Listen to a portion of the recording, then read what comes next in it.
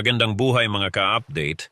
Narito ang weather update ngayong Lunes, Enero 12, 2026. Patuloy ang epekto ng shear line at amihan kaya maulap hanggang makulimlim ang panahon sa malaking bahagi ng Northern at Central Luzon.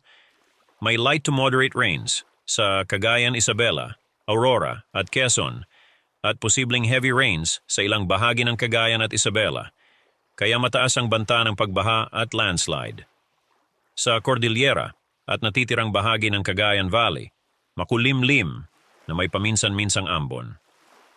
Sa Ilocos Region, Central Luzon at Metro Manila, maulap ang langit at mababa ang tsansa ng ulan, pero posible pa rin ang isolated light rains. Sa Visayas, lalo na sa Eastern Visayas, makulimlim ang panahon na may isolated rain showers at thunderstorms dulot ng easterlies. Bagamat bumababa ang tsansa ng malawakang ulan, posible pa rin ang malakas na buhos ng ulan tuwing may thunderstorm. Sa Mindanao, patuloy ang epekto ng easterlies, kaya posible ang biglaang pag-ulan, pagkulog at pagkidlat, lalo na sa eastern sections. Wala pang binabantay ang LPA o bagyo sa loob ng bansa, pero minomonitor ang cloud clusters sa southeast ng Mindanao na maaaring ma-develop sa mga susunod na araw.